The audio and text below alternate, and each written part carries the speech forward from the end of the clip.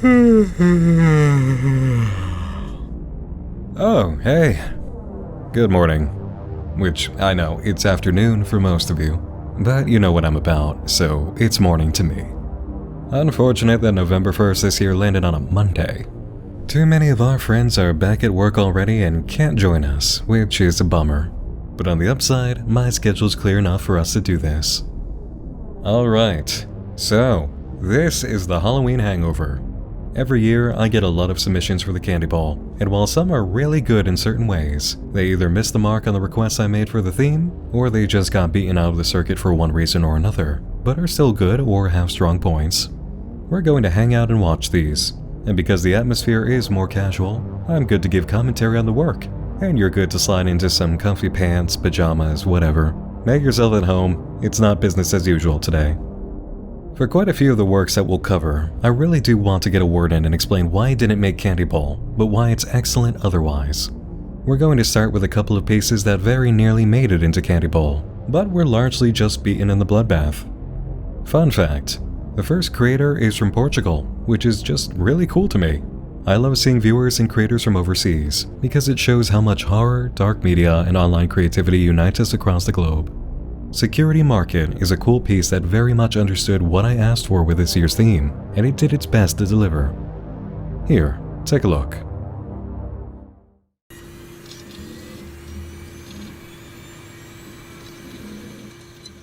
Hi YouTube, I'm gonna try to break this thing for you. I work in a security company. Our job is like freelance security where someone pays you to take care of a place like homes, etc. And I'm a rookie, alright? I entered this year into this network and I finally found this little job that I could take care of. And they have sent me this email that you're watching me try to film with my little handycam. I don't usually do these types of internet things because they weren't my thing. But I don't know why, but I got this weird feeling in my guts. There is something going on. So I'm gonna try to film this to document if anything weird happens, because some details on this email really stuck out. Like, for example, never stop filming, for me not be a hero. Like, I don't think they understand that my job is to protect this place, so I don't have to be a hero. And something usual, like don't be late, that is normal, I guess. But yeah, tomorrow of taking the camera and recording any weird shit that I see.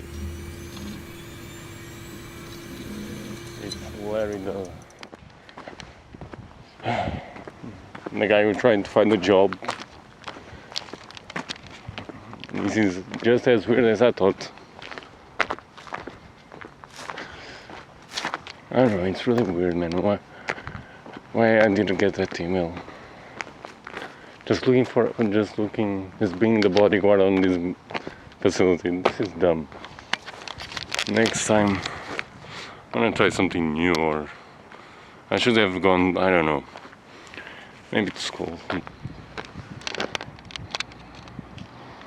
Technically should have been here.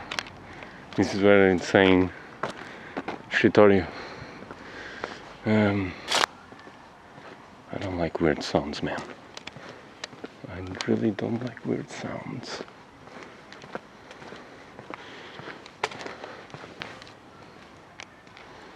Let's see where I have to study.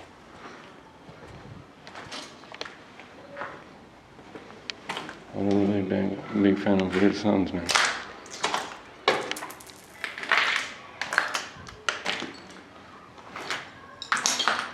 And this is where I have to stay. Not looking that bad.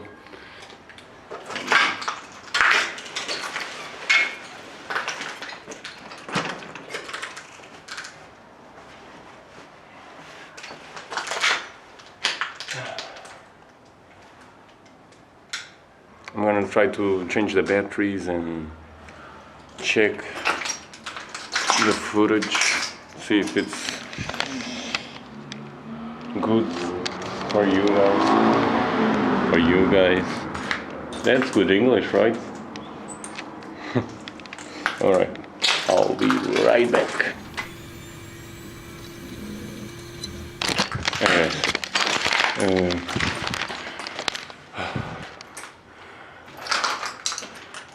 I just reviewed the footage.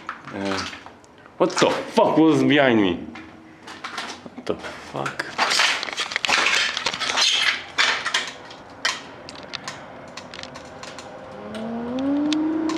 Hey! You weren't supposed to be here!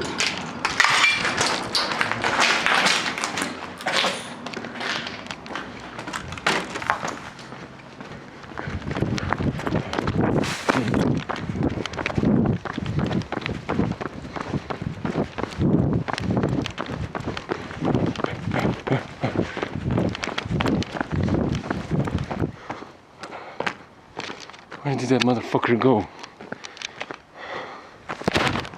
Where the fuck did that motherfucker go? There he is. Hey, sir! This is a private property! What the fuck? Oh, but again, I'm not gonna lose you, fucking cunt. Oh, I should have left the bag at home. Oh, fuck.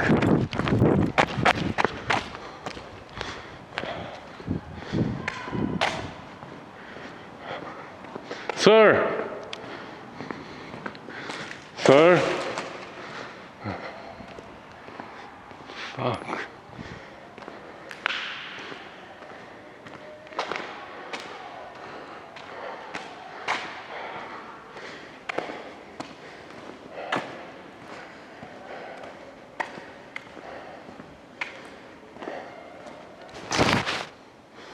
Alright. Fuck.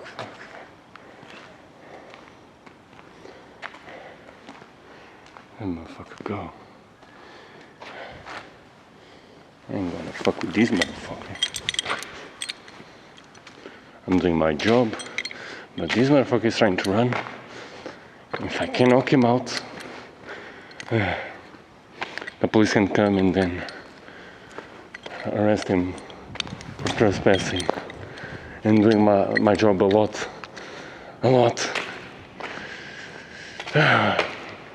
Harder. Oh, fuck. Always has to be the stairs. This is some FPS bullshit, man.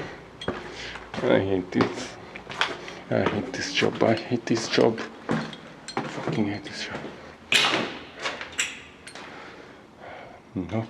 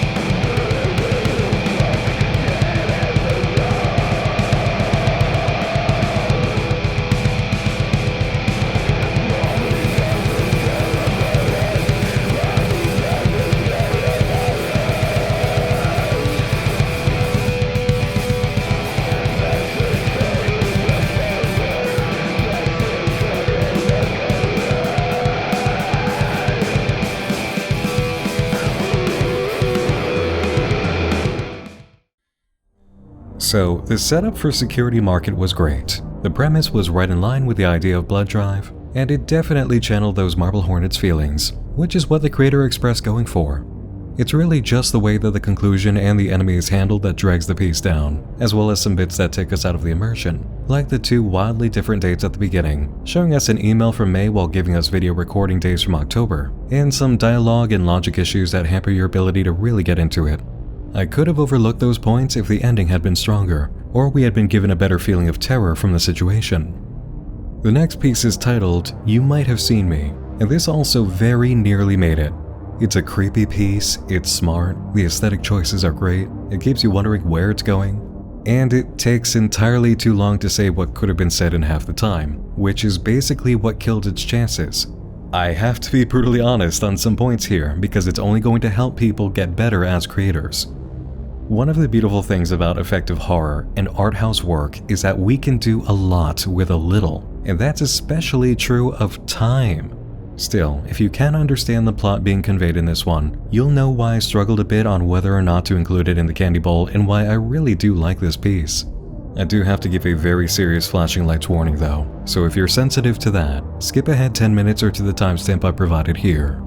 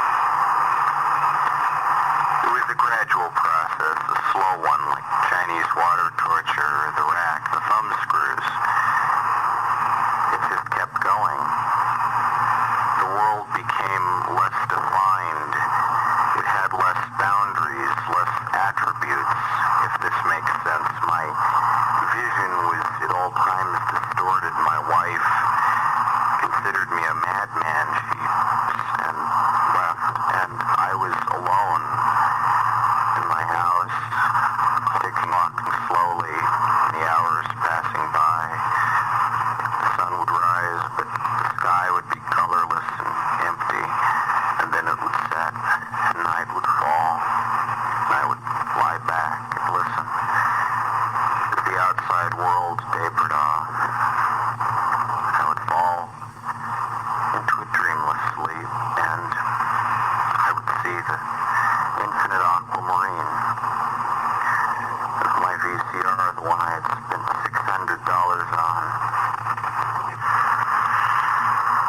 after days and nights of this. They came to me in visions of my doorstep. They were tall and gangly. They were the others. And they said to me, "You know what you've done? You've taken things from them.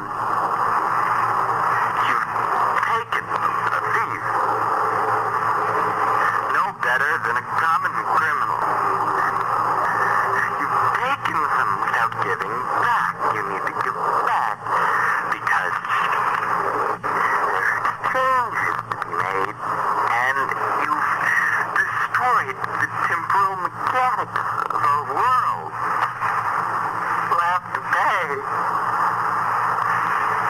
I would wake up screaming. My eyes were bloodshot, and my hands were covered in sores. I'm hit my fists against the walls, trying to feel something, trying to feel anything. I looked in the closet, and I was reminded of what the others had said. Some stacks, concentrated past, all there. Oh, I hated the things. I couldn't burn them. I had gone to so much effort capturing my daughter's graduation. But they wouldn't play. They lay dormant in their boxes covered. And I knew that if I were to play one, I couldn't see it. Because the world was now becoming even less defined. I thought I was losing my vision. That wasn't the case. The lines were losing their structure. Things were falling out, coming back in, falling out again, out of place, out of time. I was tired. I was so tired. Others continued to visit me, claim what was, telling me that they would reach rightfully theirs, that had been wronged, and that I was the one who had wronged them. I had wronged them.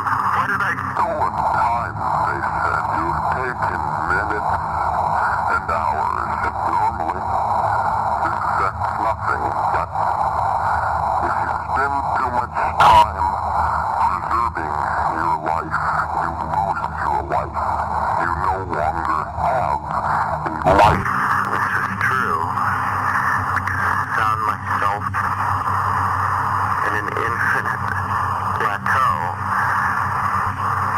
stretching out forever in two directions, and forever in another two directions, and there was a wall out there, which appeared about 2 miles out, but if you tried running toward it, it would recede into the distance, surrounding me on all sides, and topped by a dark, black dome, which went forever into eternity. Sat on the gray surface below my feet and contemplated what had gone on. I got up myself a cup of coffee, down, turned on my VCR, pulled out a tape, slipped it in, and those infernal gears began running. That infernal machinery started pounding, and it became louder and louder and louder until it was deafening. It cut off the world, and then there was only static. The aquamarine effervescence of the abyss had become my existence. An abyss of magnetic playback, oscillating feedback loops, and it was quiet, so quiet. You might have seen me, my camcorder, flung over my shoulder at your wedding or your friend's wedding. Off to one side, you probably didn't notice me. And you never would have guessed that in a few short years, I would no longer be with you.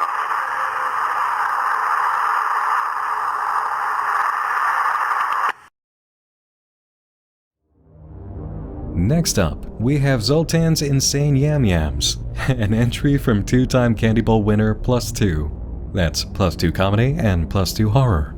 This is, as I've become accustomed to, a good piece from a consistently good creator. But the storyline in this one is more predictable than the work I've seen from them before, and there's more of an emphasis on the comedy or quirky angle to the piece than there is the horror.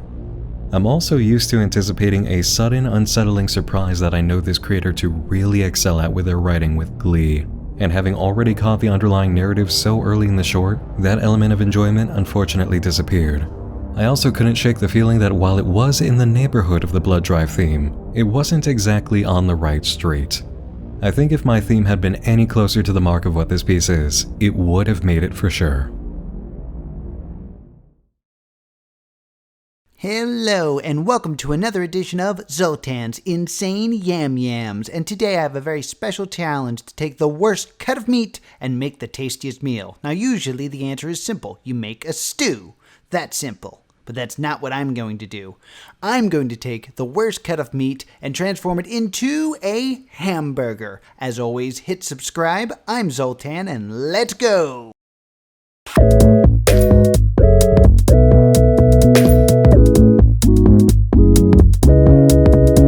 Here I've already made the hamburger meat because YouTube won't let me show that part. It's really nice. There is little bits of hair and stuff in it still, but you can just kind of pick that stuff out, and I'll just get rid of this and alright.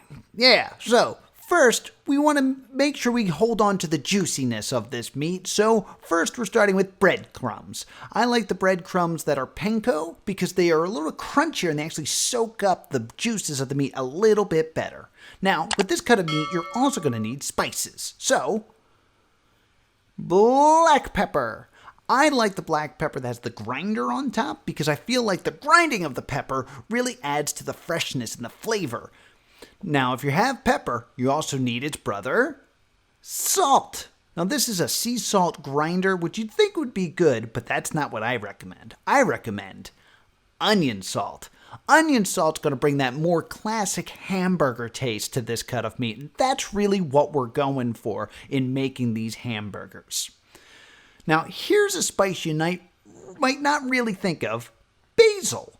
Basil adds a lot of protein to the meat. I mean, this meat already has a lot of protein, but I think basil adds a nice earthy taste to this. Now, next we need garlic. Now, if you know Zoltan, I'm not using any garlic powder. Here we go. Fresh minced California garlic. You know how I love my garlic. Now, you might be thinking you need something to hold all this stuff together. And you might be thinking about using the common use, which would be an egg. But I personally don't like adding other animals to this cut of meat, so I'm going to be using something else. And that is olive oil. This is extra virgin olive oil, just like the meat itself. I'm just kidding. I didn't ask him. And finally, there's one thing, and that's toppings, and that's of course going to be a green onion. You need to face it, green onions just make people better. Now it's time to choose a knife for our green onion, and I've chosen Sandra. Sandra and I have been through a lot together. I just love the way she feels in my hands. My favorite part about her is how sharp her blade is. It's just so sharp. It's just so sharp. It's just... Here come the choppies. It's my favorite part. Now, if you're anything like me, you might want to loosen up a bit. If you're like me, you have terrible joint pain. So then you want to grab your knife, and you're just going to quick vertical swipes. Just cut your way down so you get those beautiful green onion rings that taste so good. You just want to keep going. Oh, Sandra! Oh, I'll be right back. Now I have duct tape. Always keep duct tape in your kitchen for various reasons. You can just take a little bit and wrap that around, and then I'll just keep everything nice and in place. Now you can keep working. All right, so you just want to cut up enough for your burger, so finish cutting up your onion.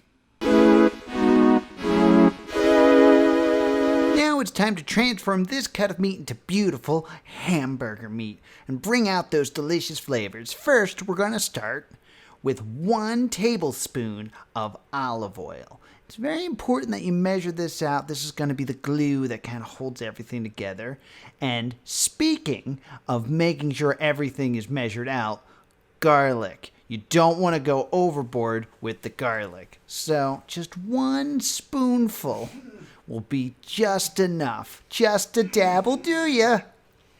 Now, we want to bring in some of the spices. The spices, just do what you want. I'm just going to add some pepper in here. Just grind that in there as much or as little as you want. I'm going to do the same thing with my onion salt. Just sprinkle that on. You might not want as much onion salt as I have, but I'm a big fan. So the other one would be the basil. Again, just as little or as much as you want. I like a nice good dusting here. With the spices, it's really up to you, but one that's important to measure out is the garlic. Just 1 teaspoon of garlic. You don't want to overdo it. Just a little dab will do ya. Now, we got to bring in the breadcrumbs.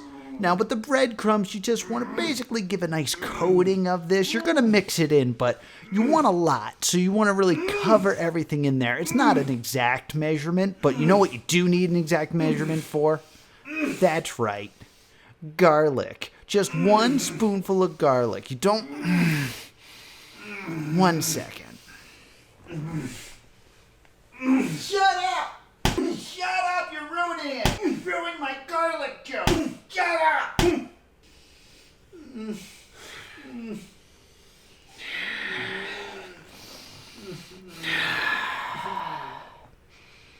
Just 1 teaspoon of garlic. Just a little dab will do ya. Now, once you've got all that stuff added, I always say you want to add something special, and I always like put myself into the work. So, luckily I already have this that I can just tear open here, and then just put a little pressure, little pressure there, there we go, a little more, there.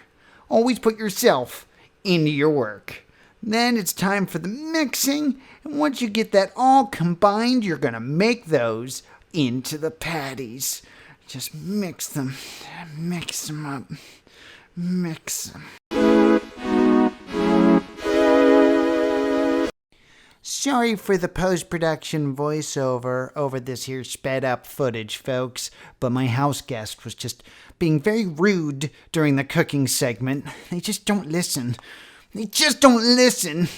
Anyway, you want to cook to your level if you want it rare or if you well done. Just make sure you only flip once and never push on the top. Let the grill do the work, and you want to keep all those sweet, sweet juices in there. It should take about 30 time-lapse seconds.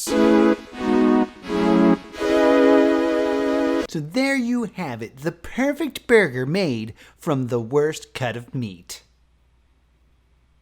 Now, you might be thinking that this is a little boring. Where are the toppings? There's no cheese, there's no onion, there's no lettuce. Well, there is one topping that I like, but this topping has to be raw and it has to be fresh. Be right back. Please, just let me go. I won't tell anybody. Please, just let me go. Wait, what are you doing? What?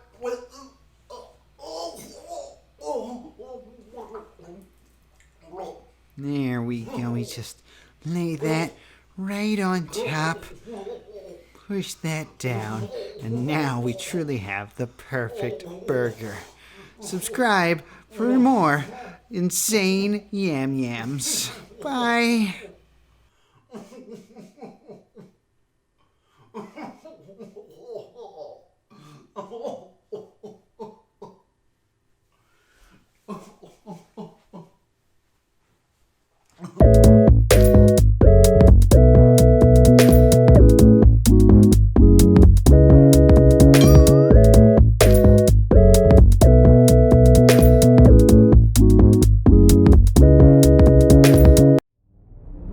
This next piece is cool, and while it might initially look like it's low effort, what's actually done with it is pretty fun, especially if you pay attention at the end.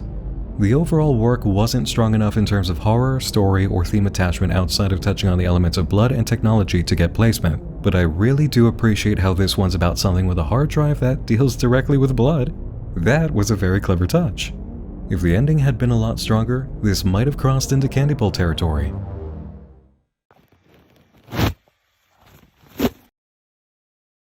Welcome to Platelet, your AI nocturnal epistaxis companion, developed in partnership with High Magnosis Algorithmic Services Limited. Please log in with your patient identification number. Hello, Sonny. Is your nose bleeding? Do you need immediate emergency medical assistance? Okay, have you started self-treatment according to your treatment plan?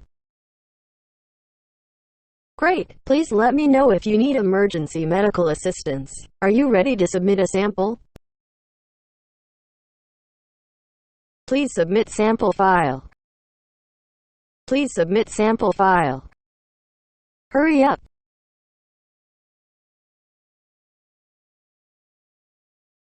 Sample submitted. Analyzing. Sample analysis complete. Wavelength number 450000. Viscosity 6 centipoise. Sample blood is just above upper bound. Recommendation: continue close monitoring. If it gets any worse, let me know right away, okay? Is anyone else in the room with you? Is anyone else in the house with you? Would you like me to stay up with you? Okay, how are you? That's too bad. Want to talk about it?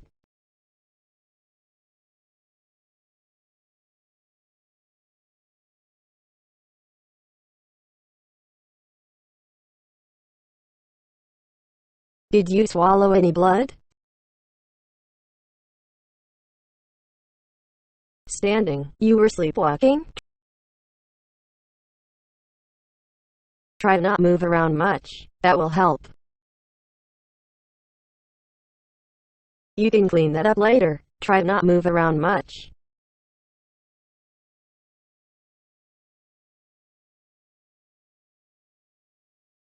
I'm sorry, I don't understand you, Sonny. Please say that again.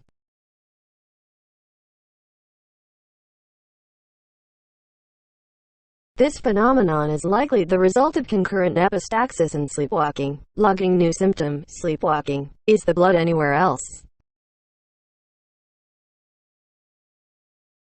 Yes. Logging new symptom, headache. Likely cause, dehydration. How are you feeling right now? Reconfiguring diagnostics. Error. Reconfiguring diagnostics. Error. Reconfiguring diagnostics. Error.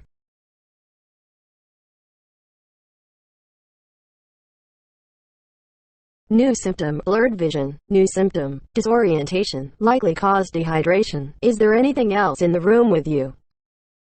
Are you sure? Go to the bathroom and get cleaned up, Sonny.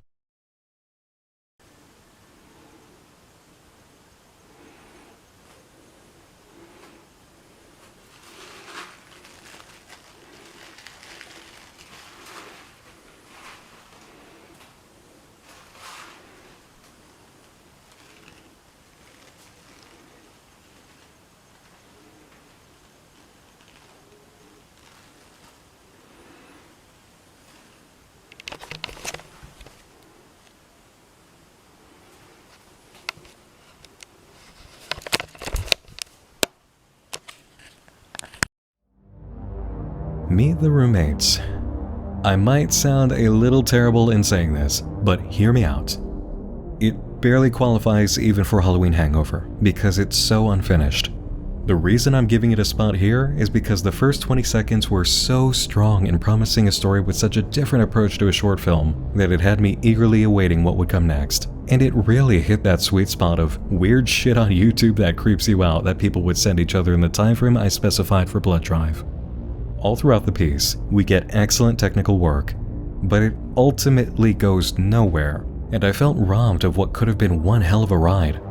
I strongly urge this creator to take that unique approach and go for a full-on story next time. Really run all the way down the field with whatever you're making, because you hit such an excellent flavor of what Blood Drive was about, and I know you've got the incredible capacity to freak us out while telling an excellent story.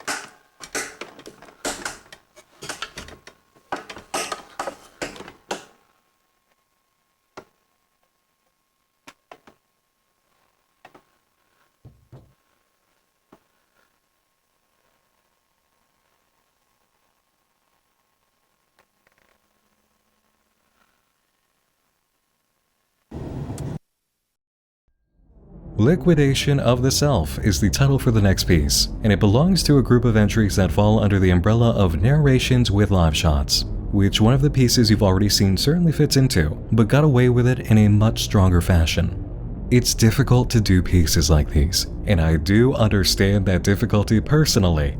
Believe me, I understand it more than most, said the talking pair of letters.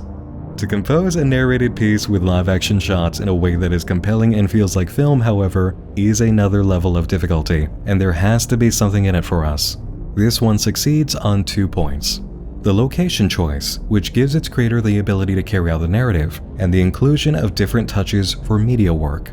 The first few instances of the media switch-ups are not really that impressive, but there is a moment towards the end that really shows you the creator can do so much more than they've given us here. And that is the kind of work I want to see a full submission made out of, because they're clearly talented and capable of giving us media like that with much more power than live action.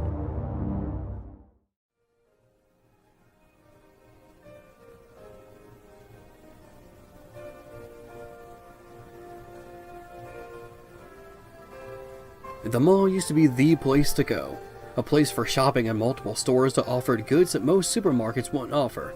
At least not in its variety or in some cases, quality. Stores upon stores stretching down the street, sometimes separated by multiple floors and the occasional food court. Sure, the mall can be a bit pricey, but that wasn't the only reason people went to the mall.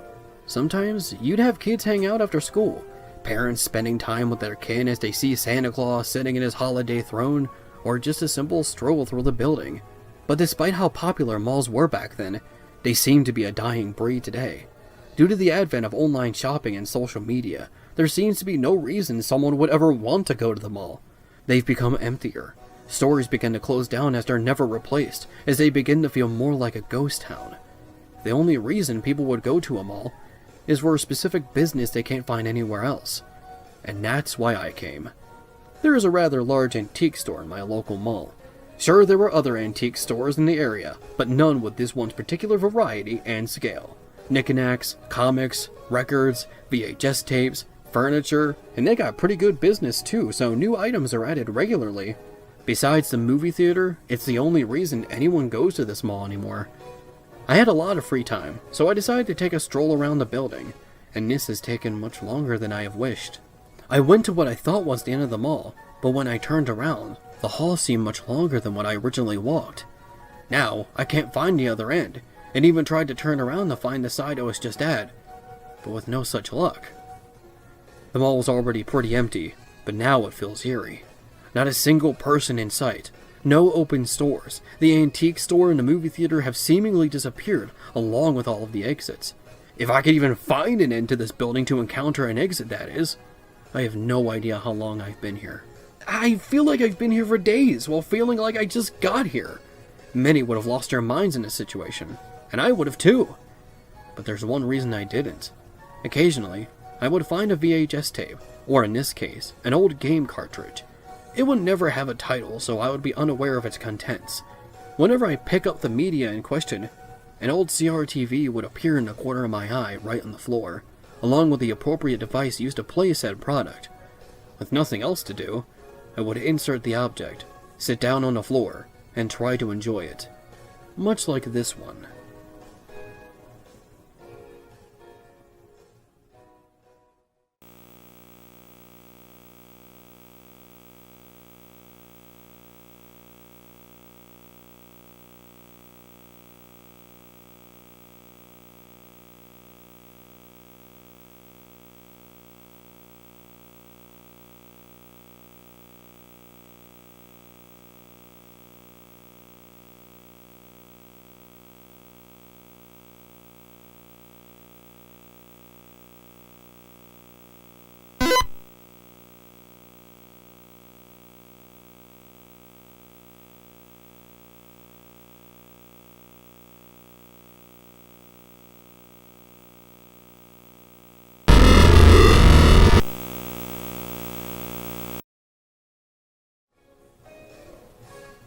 Whenever it would end, I would never get it to work again.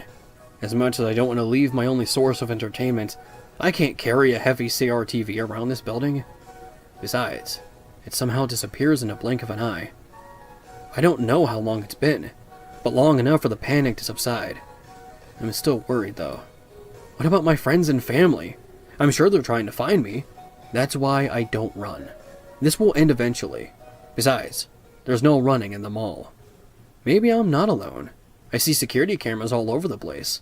Someone could be watching from the other end, just wondering why this dumbass is walking back and forth throughout the mall. I'd feel pretty stupid if a security guard walks up and asks me to leave. But why haven't they? Just because there is a camera doesn't mean a person has to be behind it. But why else would there be one? Maybe if I just keep walking, I'll find the security room and see for myself.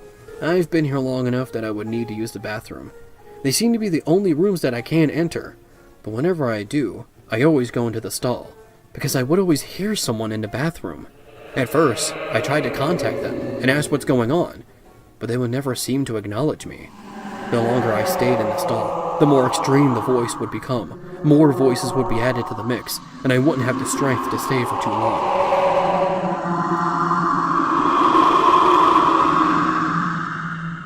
I leave the bathroom. And this time, there's a VHS tape on the ground. And, of course, an old CRTV with a VCR plugged into it. I sit back down and watch the tape.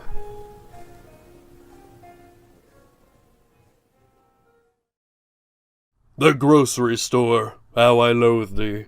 The crowded aisles, lack of management, and screaming children of neglectful parents make me wanna exhale excessive vocabulary and vulgar language. Well then, why do we keep coming here then, Jack?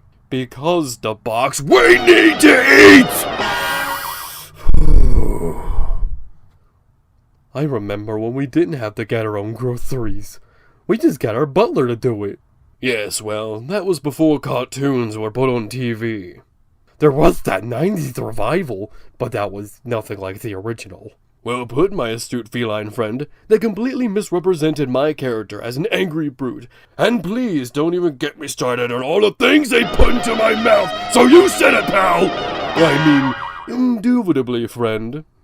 I guess kids these days don't like slapstick anymore. Now they're all obsessed with their slice of lives and deep storytelling. Indeed. They'd probably be engaged with us now considering what we've had to do to get by. If only they knew we existed. Hey, are you Jack in the Box? Why, yes, we are! Why? I'm going to go to the bathroom. Finish up for me, okay? Okay. And when you get back, the groceries will be...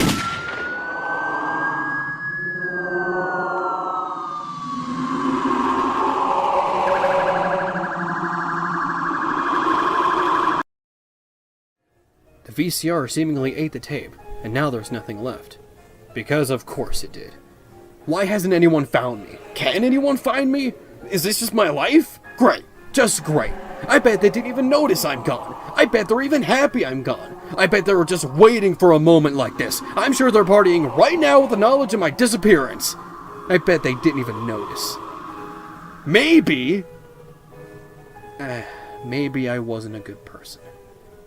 Why would they want to find me? It's why I went to the antique store by myself.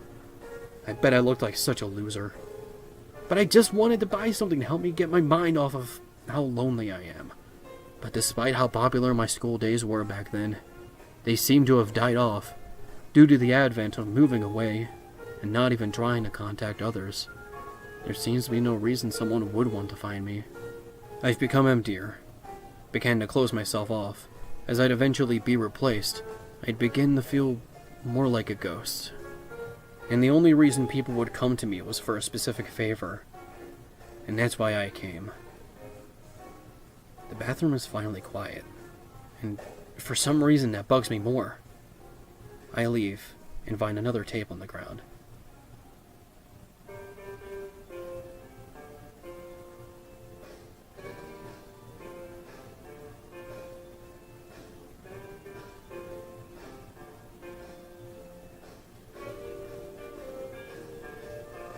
It's time to sit down and try and get my mind off of things.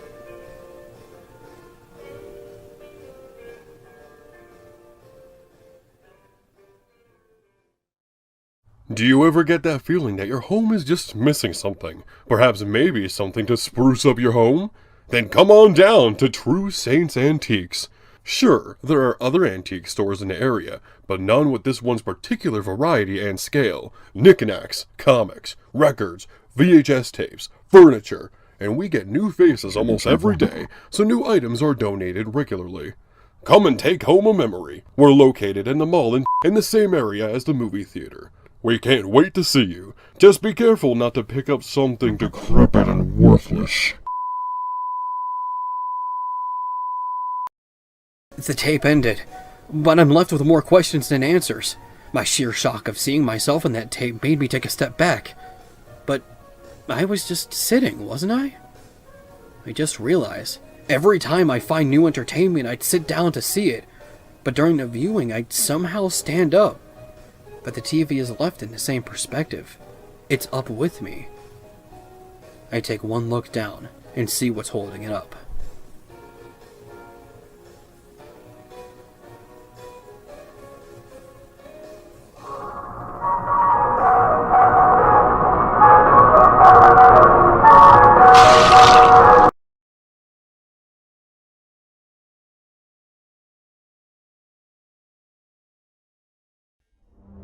Next up, we have the Tale of the Blue-Faced Man. In certain ways, it fits the criteria of Blood Drive, mainly in the telling of an urban legend, and naturally, providing the liquid I asked for during the most entertaining and engaging section of the film, which also had a really good moment of cinematography that reveals how the person behind the camera totally has a deeper well of talent begging to come up through future projects.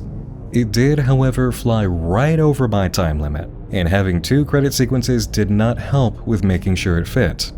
I'm sorry, but when I give a hard limit of 10 minutes and you go right past 11 and a half, that's an immediate disqualification.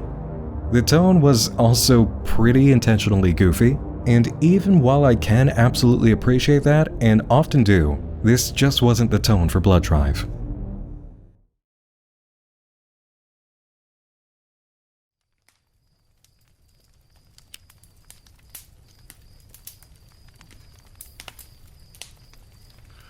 Welcome. All are welcome. That is, unless of course you're too scared.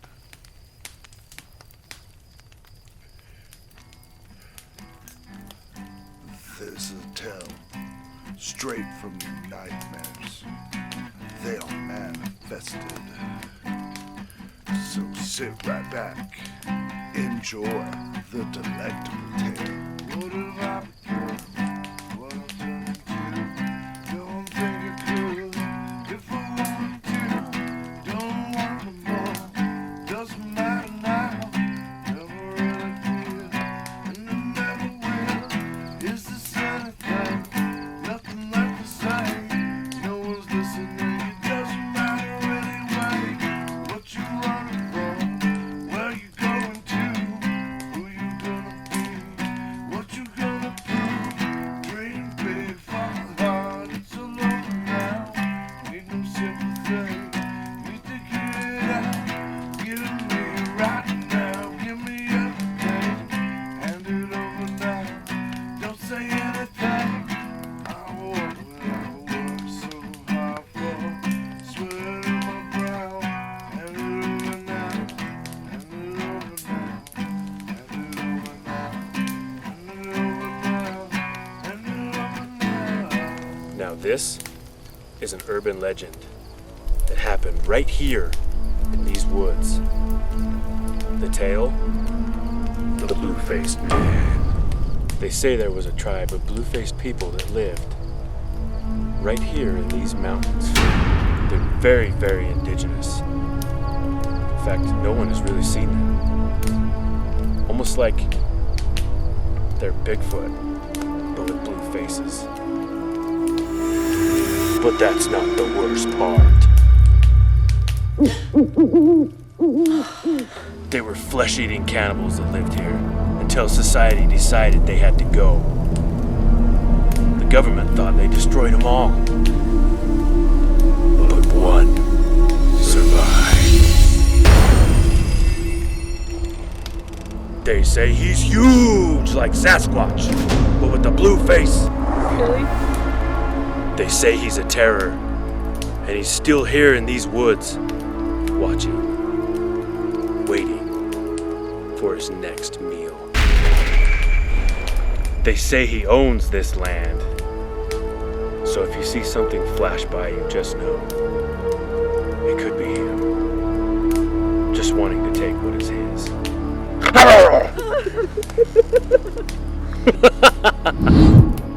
What the hell's that? We need to get the hell out of here. Guys? Guys? What the hell?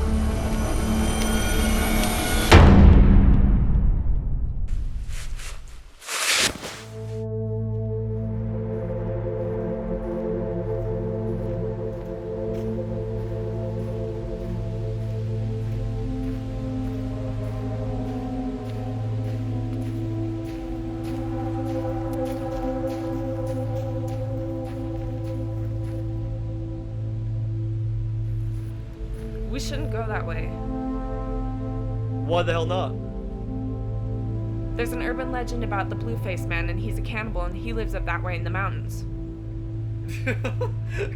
Bullshit! Come on, you baby. Not a baby. Okay, don't say I didn't warn you. See? No big, bad, scary monsters. Not yet, anyway. There's still time. Ugh. Did you know cannibals don't like people with tattoos? What do you mean? Well, remember how they did that interview with Jeffrey Dahmer? Yeah. Well, he said people with tattoos taste bad. Well, I guess that kind of makes sense. Have you ever chosen a pen? Yeah. See? No blue-faced man. Yeah, yeah. What the hell was that? I'm never hiking again.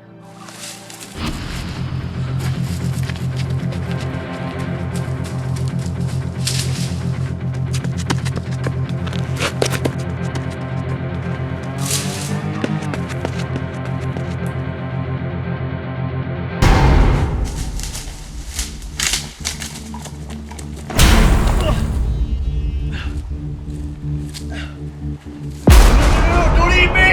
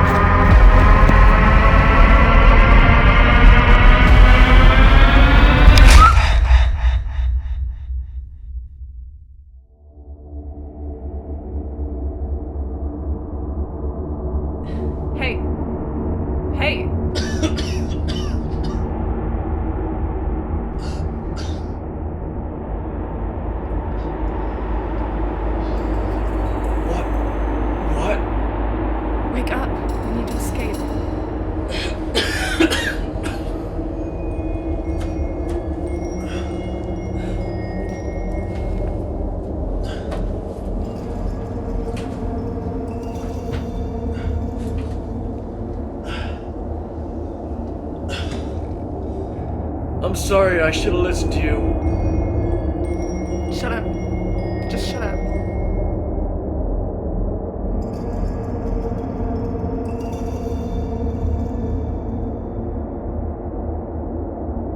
Yep, you should have. We're definitely gonna die.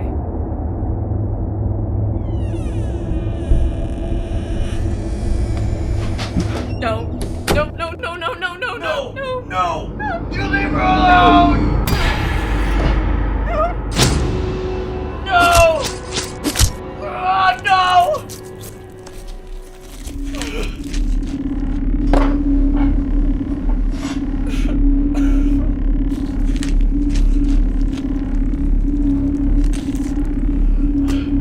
What did you do? No!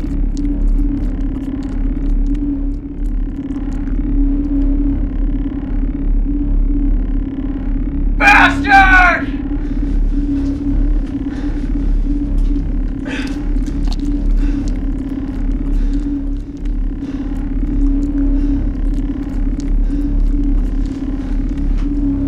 What are you doing? No! No! Don't!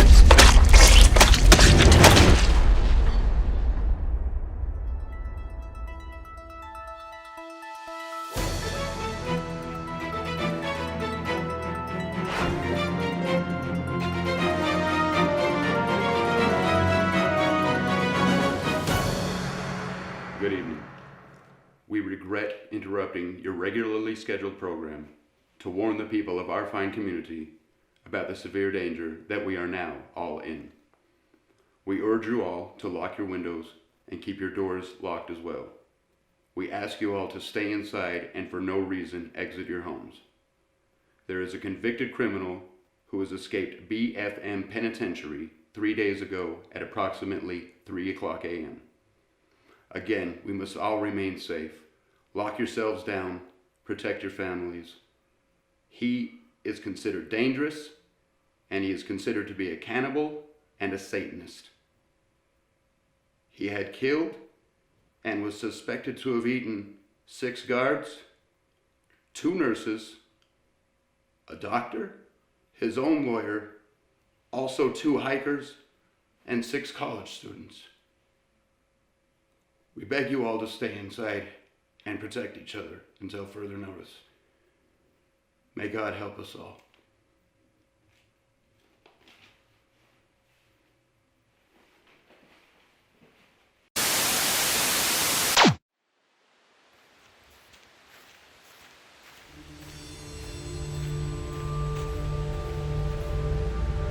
Let's go this way. No, man, let's go this way. Why the hell not?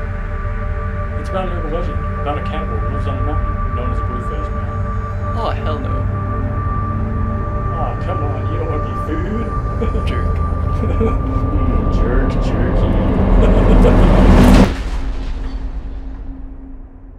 I've been overcome.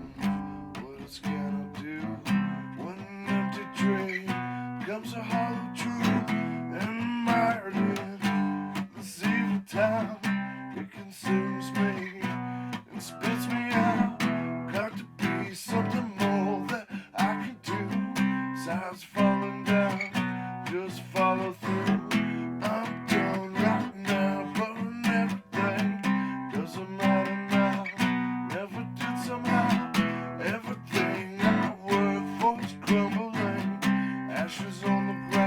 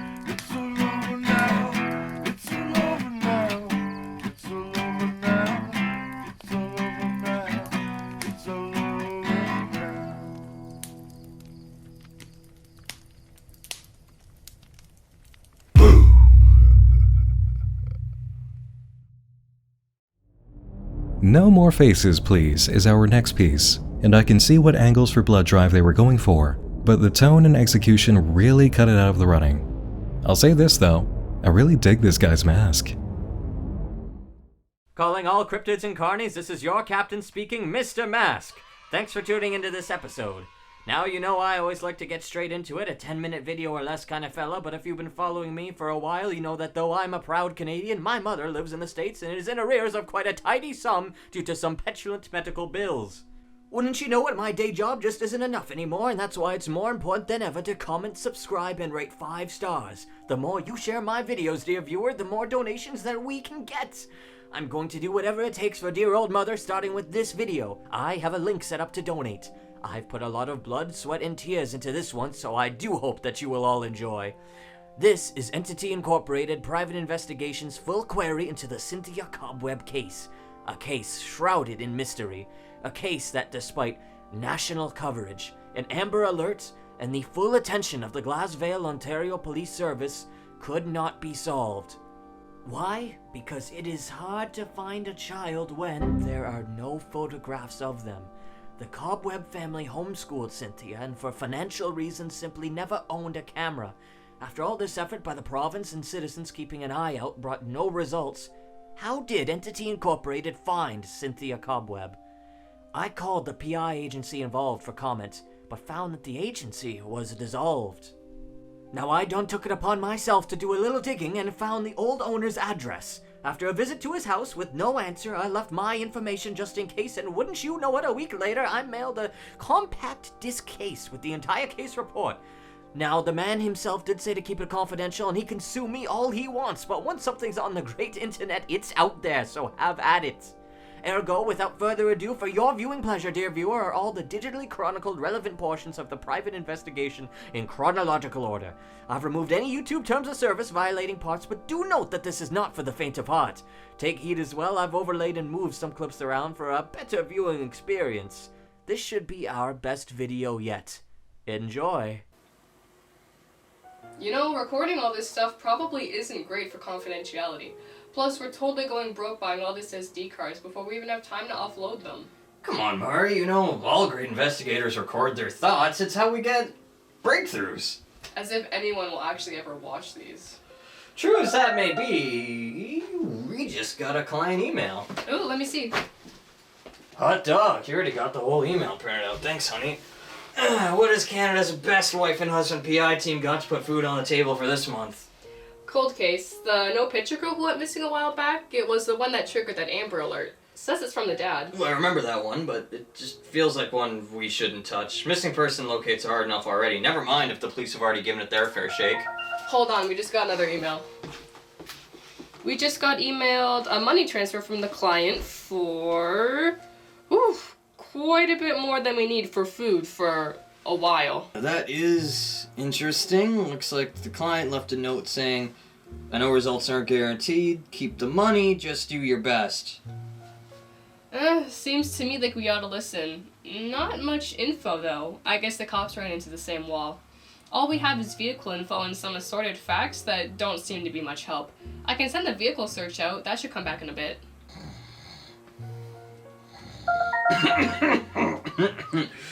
Oh, that scared the shit out of me. Thank you for the email, sweetheart. I will print that out now. Well, it ain't much. Just says the type of vehicle they were driving around the disappearance, and that it was a wreck. Well, I vote we handle this like any other insurance case. I will get to calling up the wreckers. Speedy editor's note from Mr. Mask. I haven't seen footage this corrupt in a dog's age, so I sped through it for you all. Our private investigators find the van they're looking for in a flash, but no leads come from it.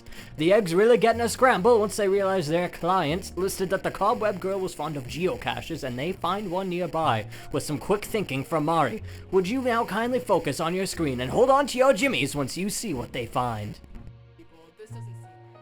Yeah, you probably should. Could just be a weird Halloween prank, though. Halloween and midsummer prank. If you want to play with me, I'll invite you to my house. Nobody lives there anymore, but I'll be home when you are. I went on a web forum for Ontario abandoned places and found a few in the area where she grew up in their family's vagrant area. There's one she used to live in that's on record, but I'm hoping we don't have to go since it's a bit of a drive, but that one is for sure a derelict. We have 3 houses to check here, hoping we can get into all of them, and not only that, we find some evidence helps connect the girl to the house. Thanks again, my friend, for coming, by the way. Yep. Anything to help a friend and ditch work. Surprised none of this makes you anxious. Yep. I did love searching for spirits in the basement as a kid, so, comes with the territory. There is just one thing, though. Since we started yesterday, I've been getting these freaky phone calls. Yep, another moot search. Yep, only one thing left. You down for a road trip? Yep, always looking for an excuse to ditch work. Is it far? Yep, 5.5 hours. Only other childhood home she had. It'll definitely be an overnighter. Yep. Hey, sweetheart, what's up? It's late. You and Nathaniel keeping out of trouble? Something like that. Listen, hey, would you call our friend in the forces, or they don't like to be called that anymore, would you call our friend in the police service and ask him if he'd be able to find someone to run a blood sample for us? What? Where? Why? Whose? Hopefully nobody important, just another incident like the one at the scrapyard there. See, listen, this is fresh stuff though, and I'm betting the whole thing might be some sort of prankster gone overboard, but it's just good to check. Okay. Is there anything else? Just one. I'm gonna text you an audio recording. Would you be able to post it to some online BBSs like Web Sleuth, the Zoltan Bad Ideas ones? You know what? Do both. It's not really like us to post evidence online. What's your angle here? To be honest, sweetheart, I just want people to know what's going on. Lots of folks. To be really honest, we might just be in a touch of danger.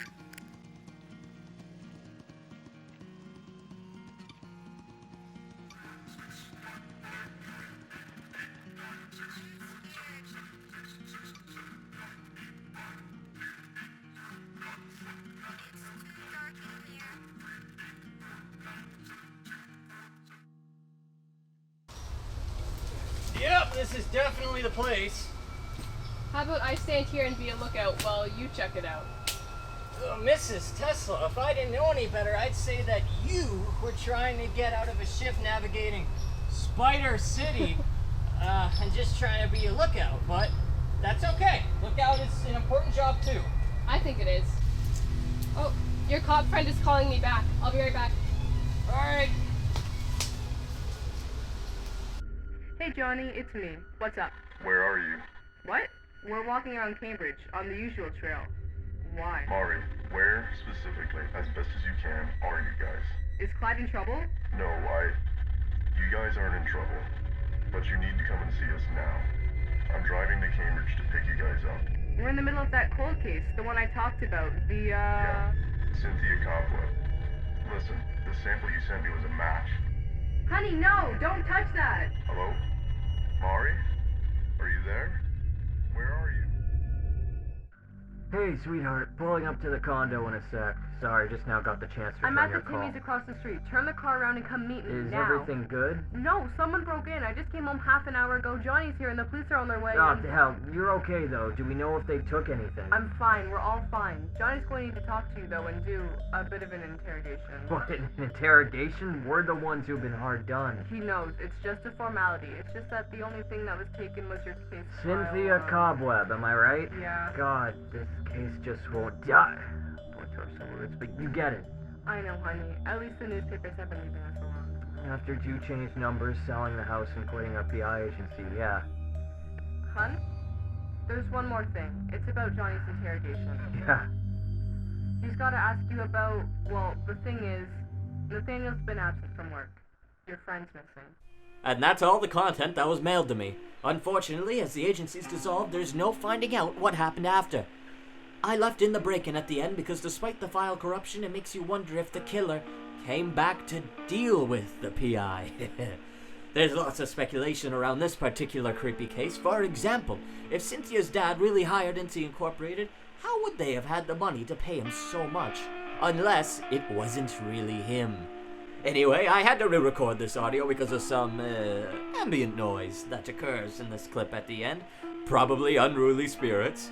I'm trying to keep up with the upload schedule that I promised you folks, my dear viewers, and my computer's been taking forever to render lately, plus I gotta get to work. So sorry if the audio here doesn't sync with the rest of the video. I haven't even watched this back, to be quite honest with you, so do hope it's a good product. And finally, I hope you enjoy this type of murder mystery video as much as I enjoyed making it, dear viewer. I have a feeling that this video will do well, and if it does, I will be making a lot more of them. Still with me? Alright, cool. For this next one, I'm just going to give you a statement and meet you at the other end. And now for something completely different. Is your ball and chain just not doing it for you anymore in bed? Do you need a little something something to spice up those long, lonely nights alone? Or are you just looking for a brand new experience?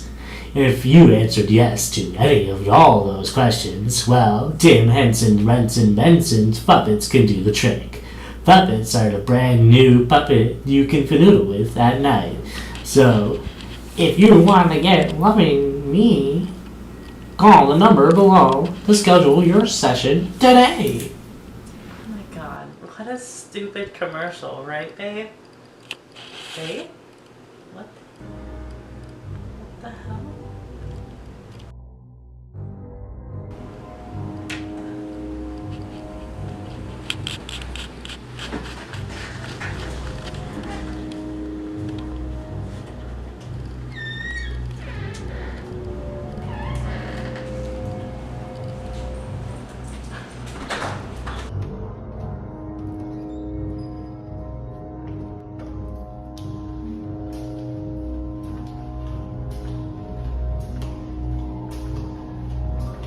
Just keep walking.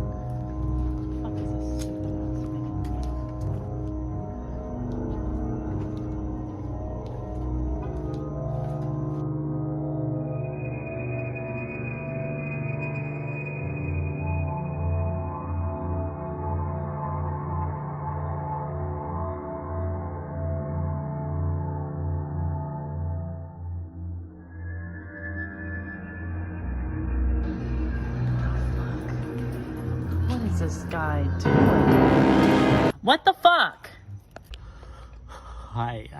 I can explain.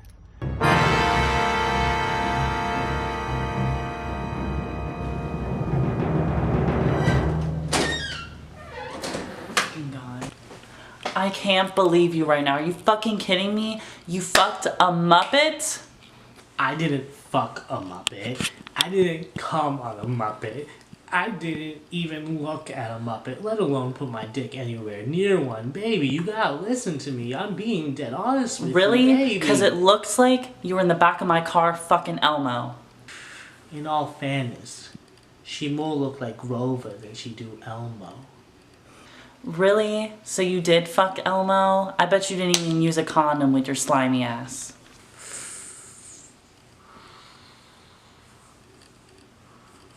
Are you kidding me? So you're telling me that you have Muppet STDs now? No, it's not. It's not like that. It's totally not like that. It was completely safe. It was totally safe. She got tested.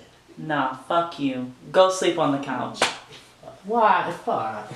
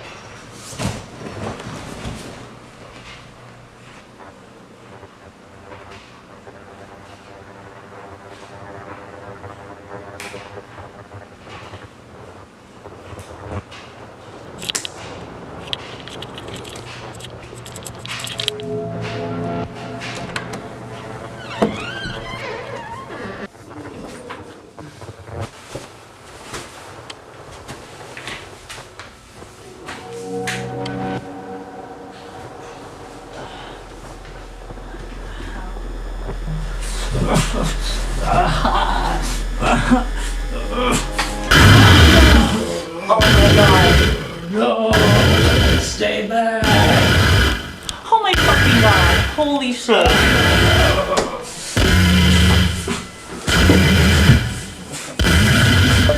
Holy shit, babe, what's going on? Babe, I'm gonna call you ambulance, okay? Holy shit. Oh my god.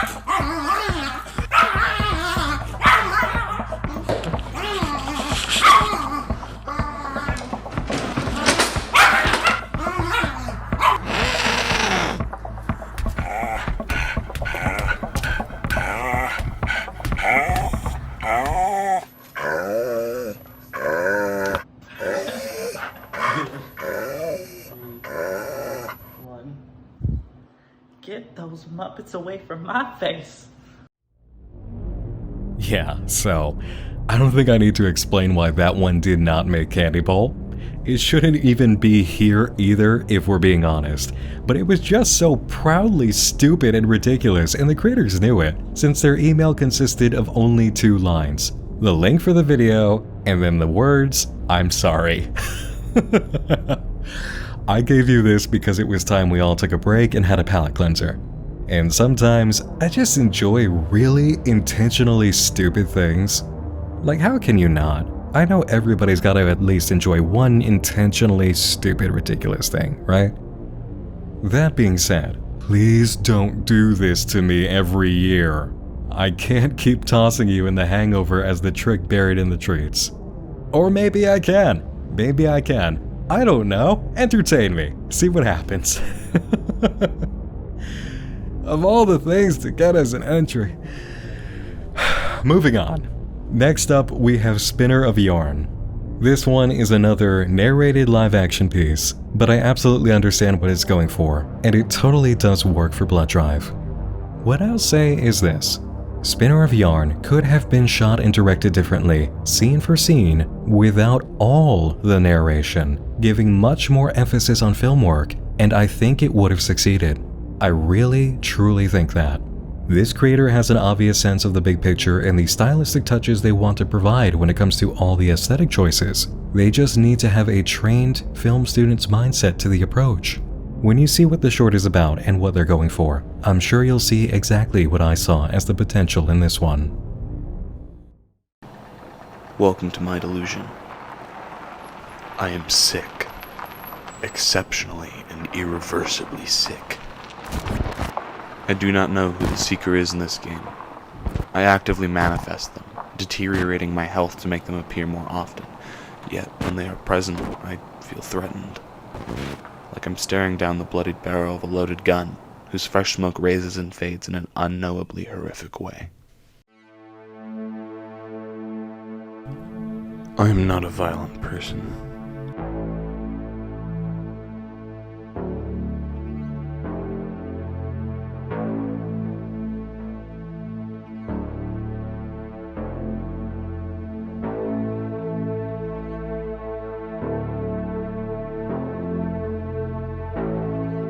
I do not enjoy the duty I've been given, or the gruesome tasks I must accomplish.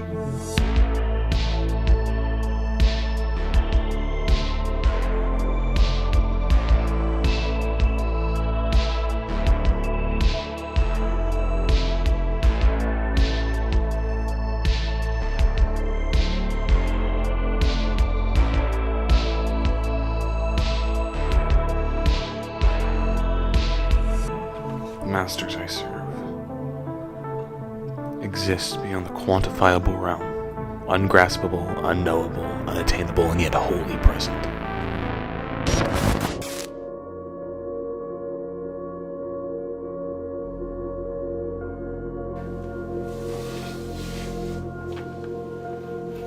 This house is mine. It is extravagant in its simplicity.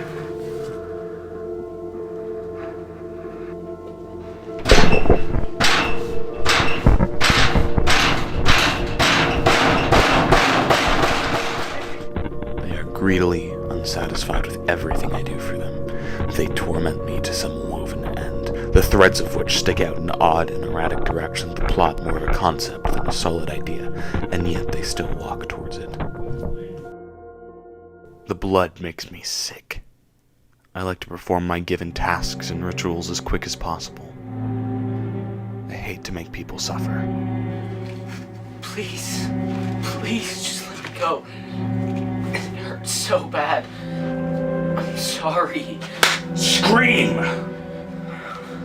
God damn it, I said scream. I want the extravagance of the kill, not this petty whimpering and whining. Do something, hit me, scream, beg. No, please, you don't have to do this. I won't tell anyone, I swear. Please, just let me go.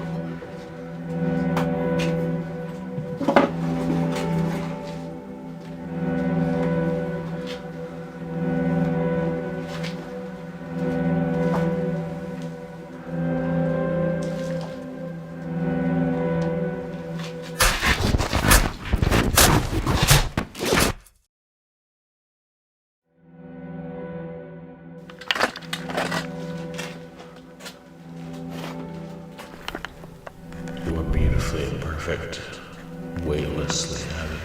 When time ends and death comes to collect death, who stands at the threshold for you? Where do you expect to go? I expect to wiggle through the cracks in the gate with the rest of the gray maggots. I didn't wiggle through. My still heart bathes in the warmth of my fading corpse. There's nothing here, not even death has come to greet me. This is your fault.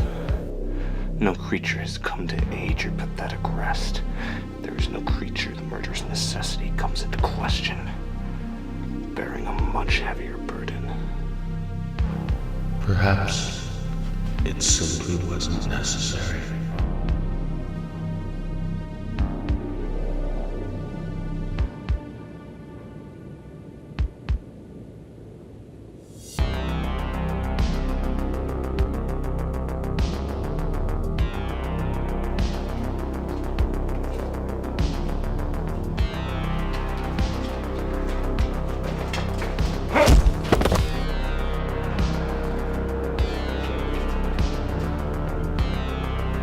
Of all the creatures I bear witness to, my primary benefactor is an effigy of death, perhaps closer to the inexorable Moirai of Greek mythology. He manipulates their fate, contorting how they would have died naturally to be a more extravagant and fulfilling experience. I do not claim to be an expert, but I believe he feeds on the victim's torment. I know he feeds on mine.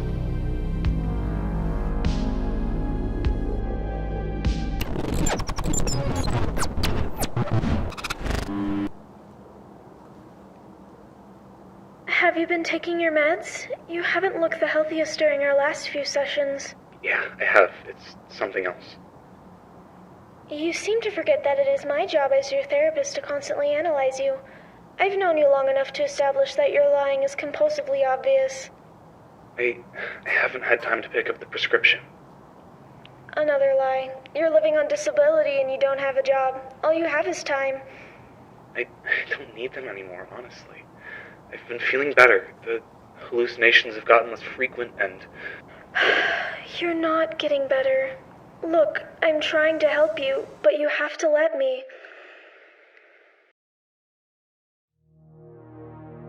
I am not willingly employed. Instead, I am bound to a spoken contract, to find details of which are vague and unintelligible. My end of the deal is simple. I'm allowed to live.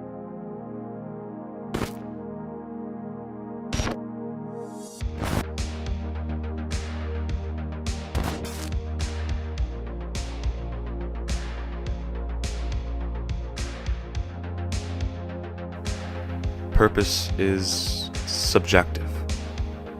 When I have fulfilled mine, I fear I'll no longer be needed. I'll be discarded, the end of my string cut and my successor there to fulfill the inexorable's perfected design. I am unfathomably numb. Feeling is not an affordable virtue serving the inexorable. Perhaps alternatively, I wish for freedom.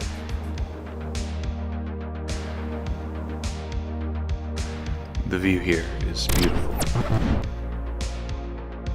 As I slowly fade from this place, carried by the liquid which pours freely from my slit wrists, I ask that you take away a singularly simple message.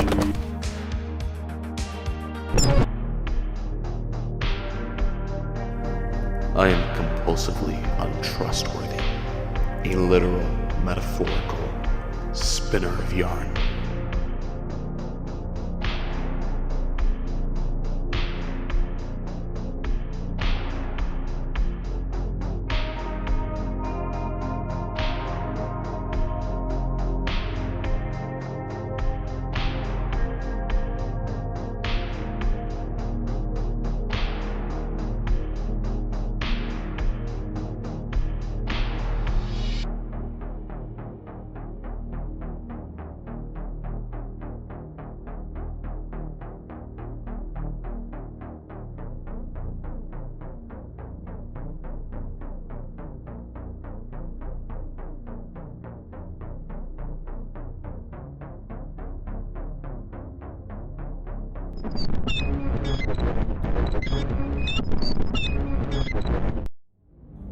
Voice Takers is our next short, and while its live-action segments are flawed, the work put in at the end shows the native ability of its creator. They say to play to your strengths in terms of creativity, and there is a strength here that's displayed. The concept overall can definitely be done well. This one just needed overall better execution.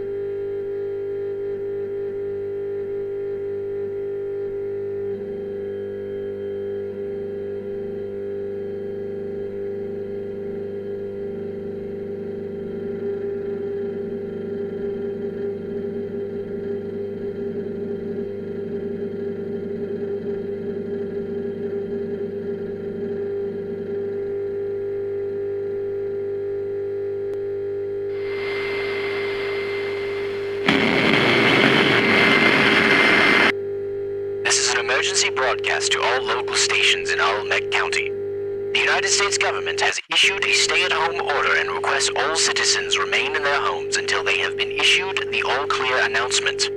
I repeat, this is an emergency broadcast.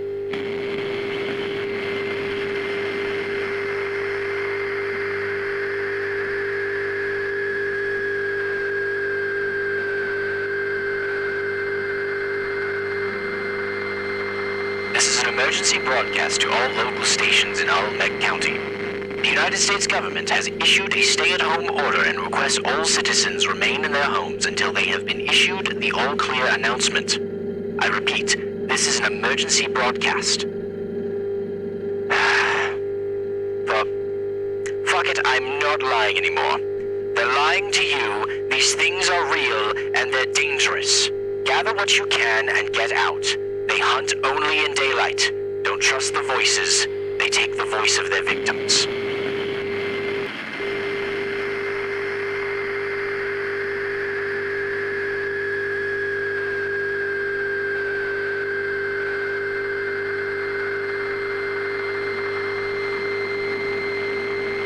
This is an emergency broadcast to all local stations in Urbex County. The United States government has issued a stay-at-home order and requests all citizens remain in their homes until they have been issued the all-clear announcement. I repeat, this is an emergency broadcast. Whispers in the Woods. If I have to pick on any single thing and leave it at that, then the only core issue with this one is the length. That's been a running theme for Candy Ball this year. I gave people a 10-minute time limit because some creators need it, but too many took the route of trying to fill all that time when they really didn't need to, and outright should not have. Pacing is so crucial in any form of entertainment. You have got to cut the dead weight where you can. There's a storytelling aspect of this short I really like though, and it's an excellent surprise and angle to choose. You'll know it when it happens, because it is a plot point, but it really is very smart and something I don't see done often. It also made it line up a lot more with the peak of creepypasta angle of the blood drive theme. So, I don't really know how to explain this. I'm putting this together to give to the cops. Something really freaky has been going on lately. I guess I'll start at the beginning. A few weeks ago, I got this really weird email from one of my friends. No subject, no nothing except for a video attachment, which I'll edit into this video.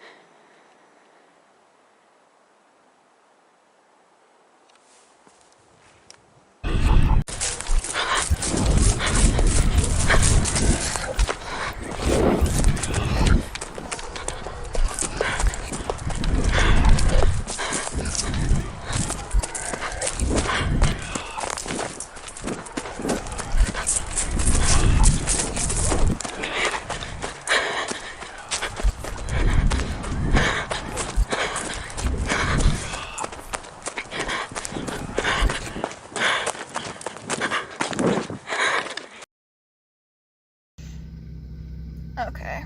Now that you've seen that, a couple points of clarification.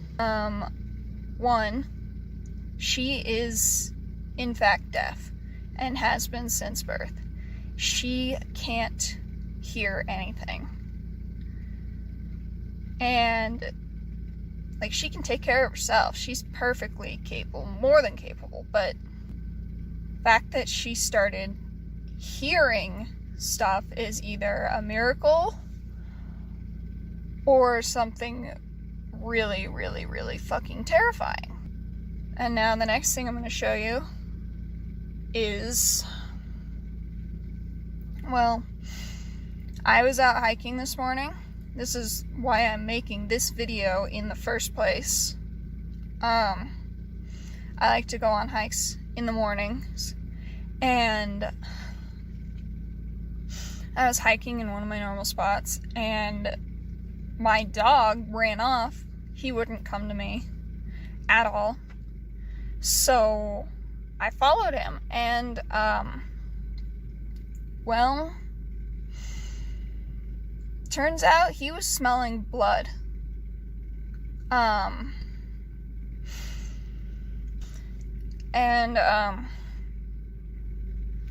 I found her phone laying there. It had that previous, well, the footage for that previous video, and then it contained another video, which I will also attach here.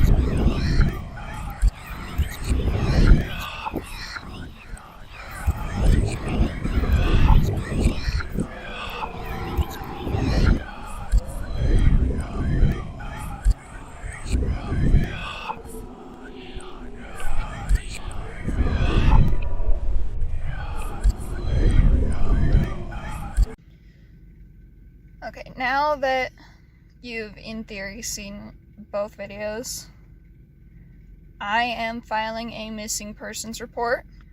I think something's wrong here. I don't know what it is, but something does not feel right. And my friend is missing. She would not just leave her phone out there like that.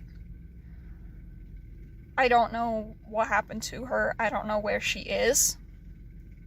So this is going to be my quote-unquote official statement. I don't know where else to turn except for the cops. I don't even know if this is a cop situation. There's something wrong.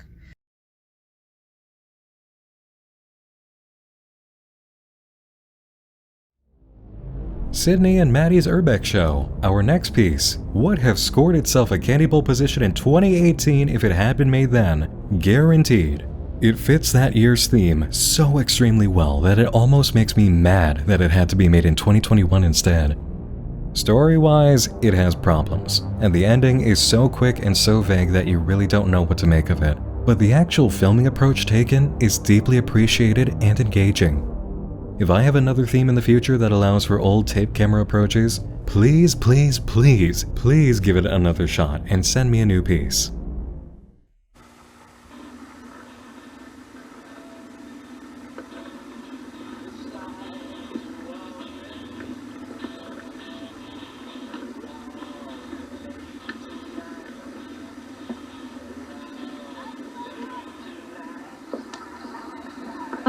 Because the date thing won't work because apparently that needs a different battery than the one I put in here. Those mushrooms. Tree shrooms.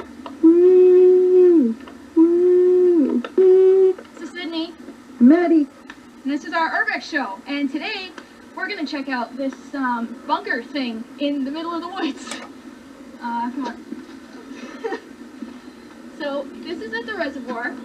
And I don't really know what it used to be.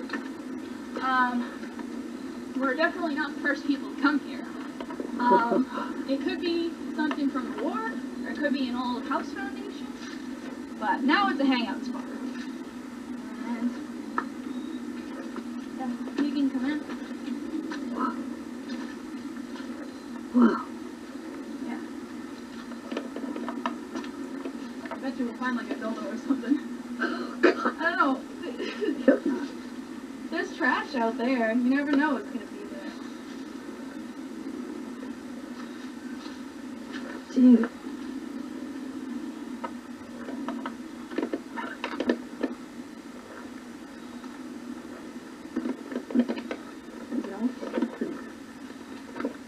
No, it's still recording. Tree. I don't know if you can see, but it says like "Find Jesus," and it's just a plastic bag on the tree right next to the foundation.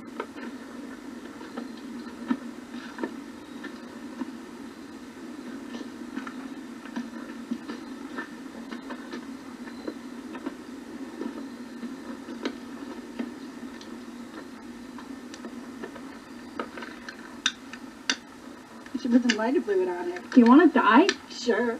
I don't. I'm hoping she'll just smolder, if I can even get her a light, so that we don't get caught.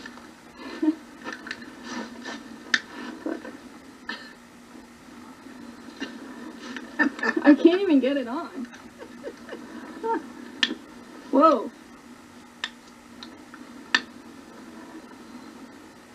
Is she on? Nope.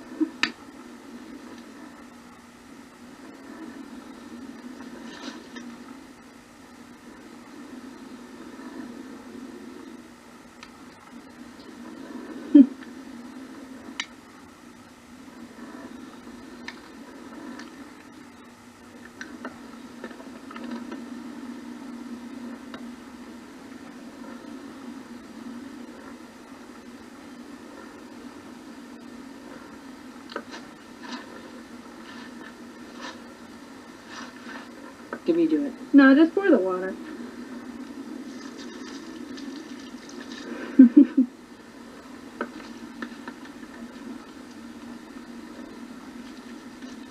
Burntness.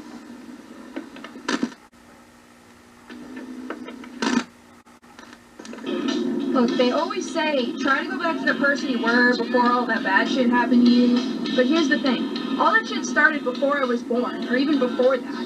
The devil only knows what the fuck he did to her. Things haunt this place that are worse than ghosts.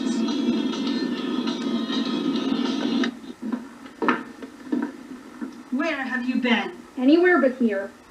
Don't insult our house. Look at this shit. It's not livable. Look at this.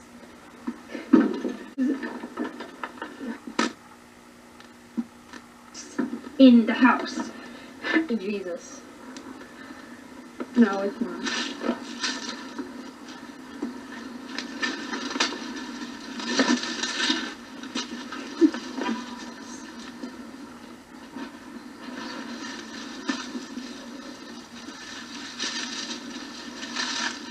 You made it. Hi, so this is Sidney. Maddie. And this is our Urbex show, episode 2. And it's October 13th, lucky 13. Actually, it's the 14th. Well, whatever. And today, we're at Funland. And this is an abandoned mini golf course and, like, mini theme park that was just left to rot for, like, 15 years. And everything's still all here.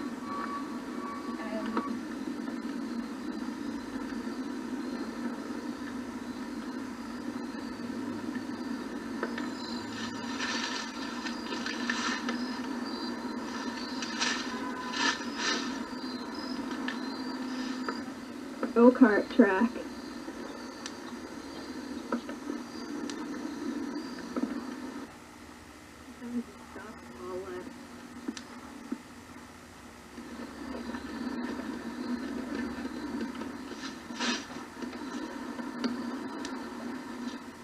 Do you hate this? It's a big rocket. This thing used to be standing up and you could see it from the road, but now you can't. But now I can see it when we go in. Until it's healed. Okay. This is... Look at it. Whoa! I can't believe Whoa! this thing is still here. After all this time. It's been rotting here since, like, 1994. Look at it. God. Creepy. The clown box. Unfortunately contains no actual clowns. Secrets I'm not sure of. Look at this dollhouse thing. Can't you add editing layer?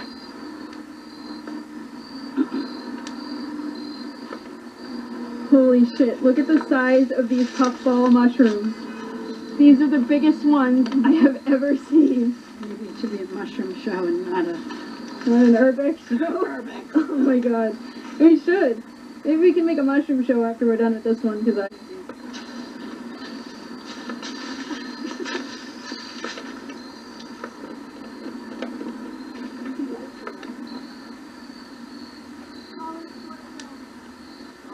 caught in there. Full of thorns. Yeah, that good one totally across my forehead. Yeah. School is getting kind of busy. Class of 2009. But, so we might not have as many episodes out. Yeah. But we'll definitely have a Halloween special, right? Totally. Yeah. Totally. So stay tuned for that. The fox. I look like a possum to me. With my face. So, do you want to do it at, like, the abandoned school? Or, like, the cemetery? To be honest with you, I don't know if I can do it at all. Watching this shit anyway.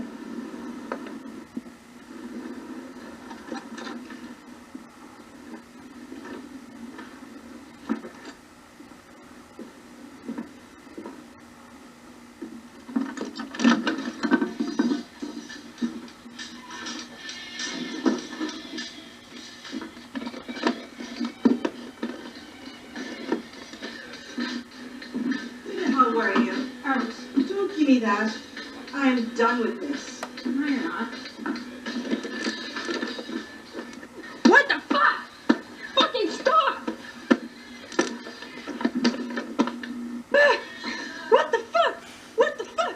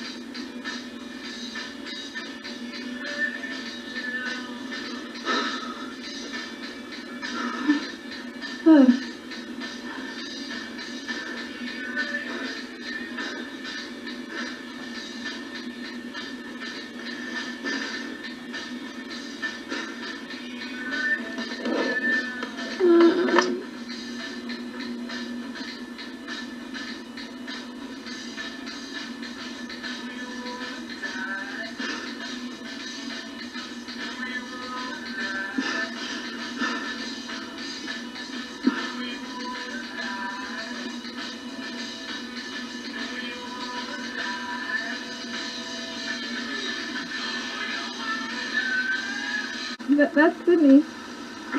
That's Sidney.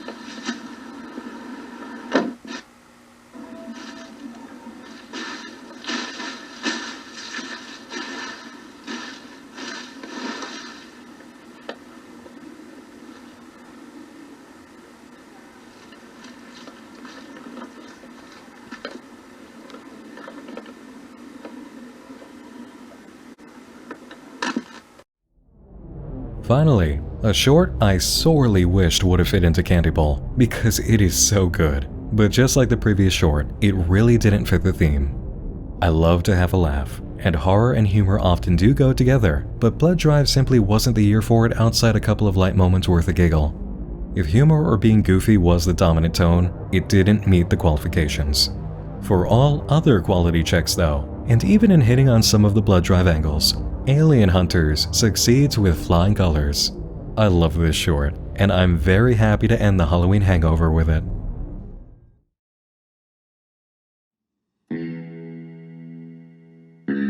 Hey, my name is Greg Crane, and today we're hunting for aliens. Now we're here in the town of Ithaca, New York. Now Ithaca has been known for its alien sightings in recent years. Now there are a ton of aliens in this town. Everyone's seen aliens in this town, and the amount of research we have on it is absolutely enormous. Don't touch me. We'll just take it back from for aliens. Now the amount of research we have in this town on aliens is absolutely enormous. So I am a third generation believer. My grandpa was a believer, my dad was a believer, and so, it just kind of got passed on to me. We've all been searching for aliens. My dad was actually a scientist. He did a lot of biology kind of stuff, but yeah, he kind of got kicked out of the science community because he believed in aliens, and they were like, oh, there's no such thing as aliens. But there are. And he, before he left when I was pretty young, but he left me this note I keep with me. He told me to keep hunting for aliens.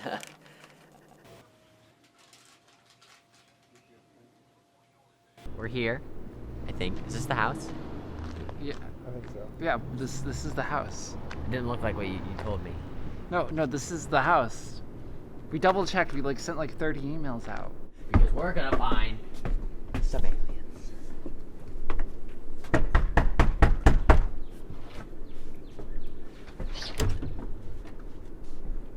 Who are you? Greg. He knows me.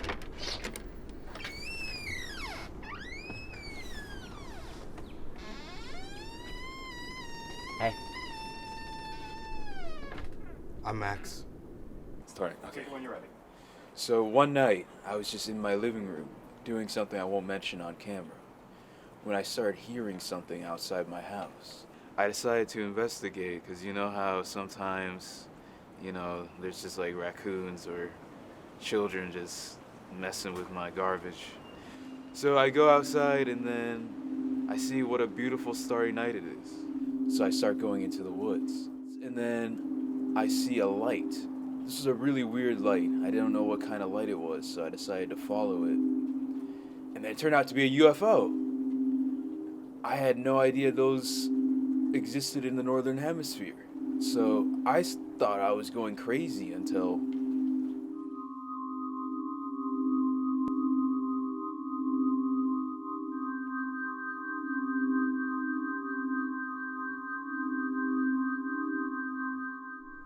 So I found this rock. It's an alien artifact. May I have it? That is your destiny.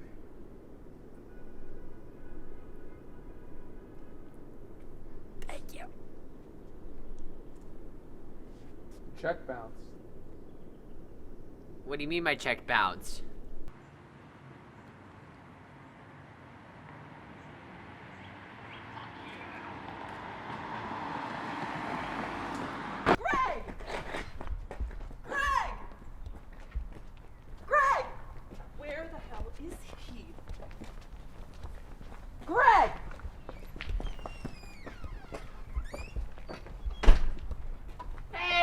Hey, how you doing?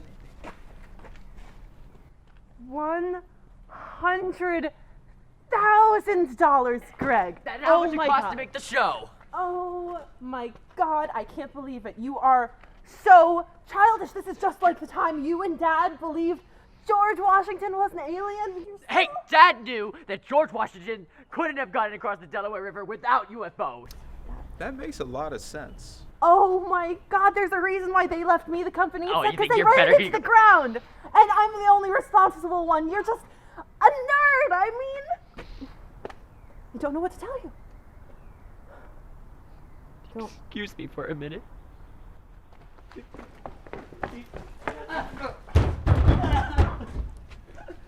Greg, I'm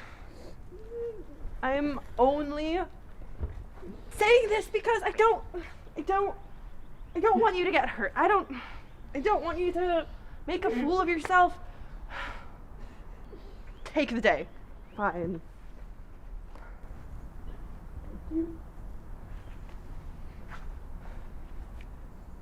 What are you doing? Come on, the rocks are this way.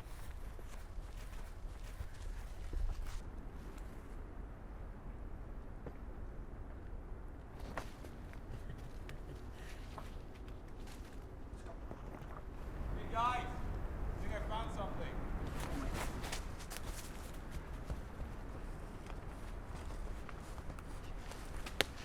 Whoa, bro. Look at this.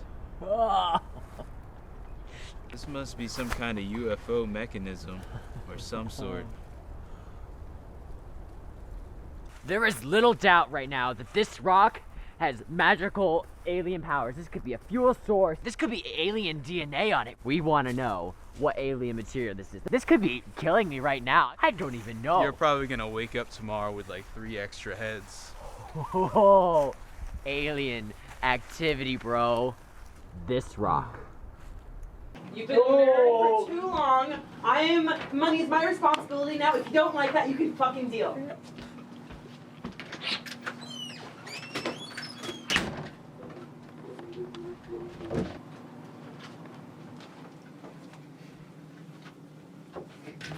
Hey, we heard. I'm so sorry. You can't leave me too. No. No. Take it out of here. No. No. Fucking shit. Jesus Christ.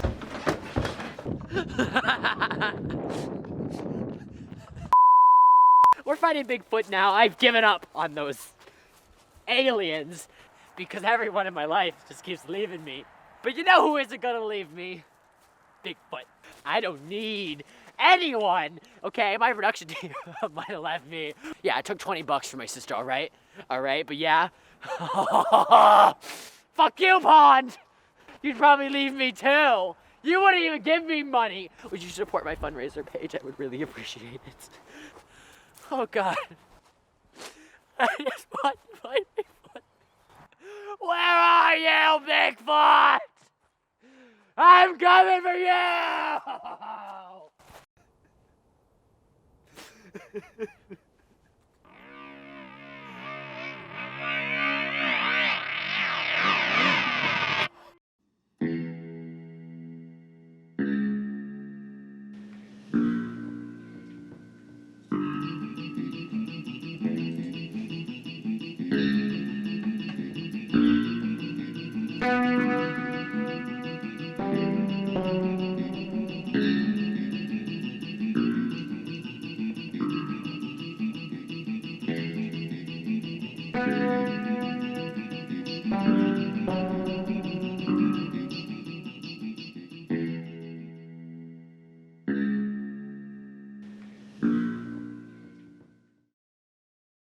I'm having way too much fun hitting.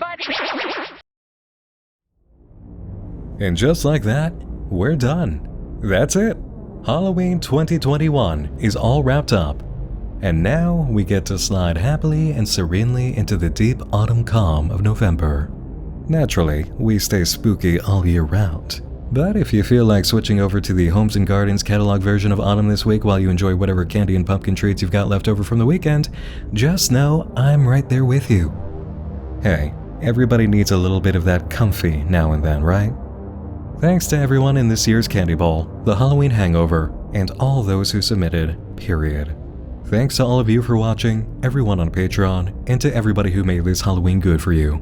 Yeah, that's right. I'm thanking people right now who don't even know that I'm thanking them. And the only way to make that make some sense is if you go ahead and thank those people yourself. Really, if anybody helped make Halloween this year good for you, or just the month of October, let them know. Give them your thanks. It's something that the world needs a lot more of, you know? Recognizing the good that people who care about us do for us, and thanking them for it, not just taking people for granted. Show some gratitude where it's due. Oh, listen to me. Go on and on about a warm human feeling like gratitude. It really is November now, isn't it? Alright, that's my morning done. I'm Nick Nocturne, and I'm moving on with my night. Go have fun, enjoy yourselves, relax, decompress, and if you take a nap, do be sure to sleep tight.